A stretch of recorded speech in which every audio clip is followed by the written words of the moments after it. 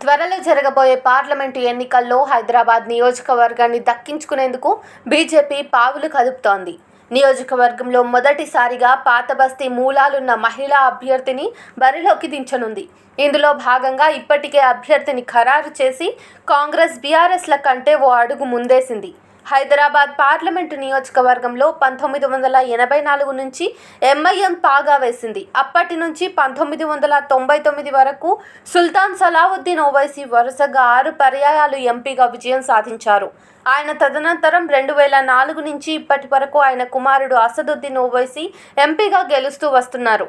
ఇలా సుమారు 40 సంవత్సరాల పాటు ఎంఐఎం ఇక్కడి నుండి తిరుగులేని విజయాలను సొంతం చేసుకుంటోంది.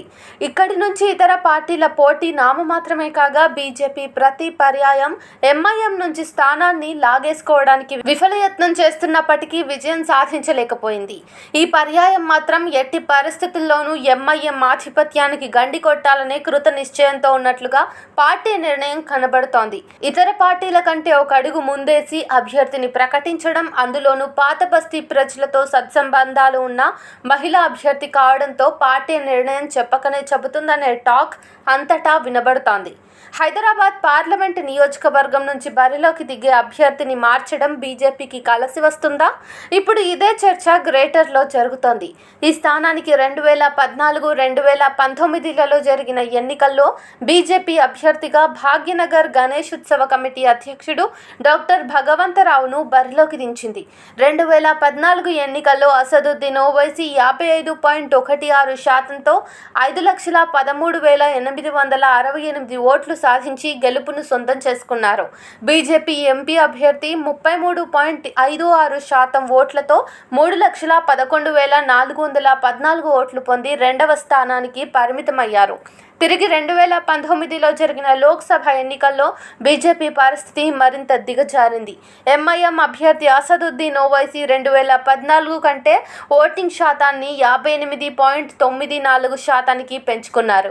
కాగా అభ్యర్థిని మార్చకుండా డాక్టర్ భగవంతరావును బీజేపీ బరిలోకి దించినప్పటికీ ఓటింగ్ శాతం పడిపోయింది. కేవలం 26.8%తో 2,35,285 ఓట్లు మాత్రమే పొందగలిగారు.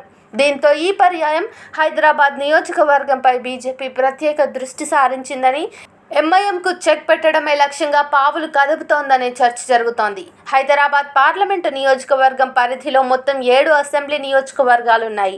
వీటిలో ఒక్క గోషామహల్ మినహా ఇతర సెగ్మెంట్లలో ఎంఐఎం ఎమ్మెల్యేలున్నారు. హిందువుల ఓట్లను ఏకం చేసే ఎంఐఎంను దెబ్బకొట్టాలనే పక్కా ప్రణాళికతో బీజేపీ అధిష్టానం ముందుకు పోతుందనే చర్చ అటు పార్టీలోనూ ఇటు ప్రజల్లోనూ వినబడుతోంది. ఇందులో భాగంగానే పాతబస్తీ ప్రజలతో సుమారు 25 సంవత్సరాల పరిచయం ఉండి అనేక రకాలుగా సేవా కార్యక్రమాలు నిర్వహిస్తున్న డాక్టర్ మాధవీలత పేరును ప్రకటించింది. విరించి హాస్పిటల్ చైర్పర్సన్గా ఈమె కోవిడ్ టైంలో ఎంతో మందికి ఉచిత వైద్యం, నిత్యావసరాలు అందించింది. ఉచిత వైద్య శిబిరాలు నిర్వహించి ప్రజలలో మంచి పేరును, పాతబస్తీలో పట్టును నిలుపుకుంది. గోవుల రక్షణ, ఆధ్యాత్మిక కార్యక్రమాలు చేస్తుంది. సోషల్ మీడియా ద్వారా ప్రజలకు మరింత చేరువైంది. చివరకు మైనారిటీ వర్గాలలో కూడా ఈమెకు మంచి గుర్తింపు దక్కింది. కలిసొచ్చే అంశంగా మారింది. ఇప్పుడు కాకపోతే మరెప్పుడు అనే విధంగా పాతబస్తీ ప్రజలను బీజేపీ ఏకతాటిపైకి తెచ్చే ప్రయత్నం చేస్తోంది. నెలల క్రితం ముగిసిన అసెంబ్లీ ఎన్నికలలో యాకుత్పురా, చంద్రాయన్ గుట్ట, మలక్పేట్ ప్రాంతాలలో 3వ స్థానంలో నిలిచినప్పటికీ ఓట్లు బాగానే సాధించింది. ఇక గోషామహల్ నియోజకవర్గంలో గెలుపును సొంతం చేసుకుంది. అసెంబ్లీ ఎన్నికల్లో ఎంఐఎంతో ఉన్న సత్సంబంధాలతో స్నేహపూర్వక పోటీ కారణంగా బీఆర్ఎస్ పార్టీ పెద్దగా పాతబస్తీపై దృష్టి పెట్టలేదు. ఇప్పుడు అధికారం కోల్పోవడంతో పార్టీ ప్రతిష్ట మరింత దిగజారకుండా ప్రయత్నాలు చేసే అవకాశం ఉంది. దీనికి తోడు ఎంబీటీ కూడా యాకుత్పురా నియోజకవర్గంలో గెలిచినంత పనిచేసింది. కేవలం 100 ఓట్ల తేడాతో అసెంబ్లీ ఎన్నికల్లో ఓటమి పాలైంది.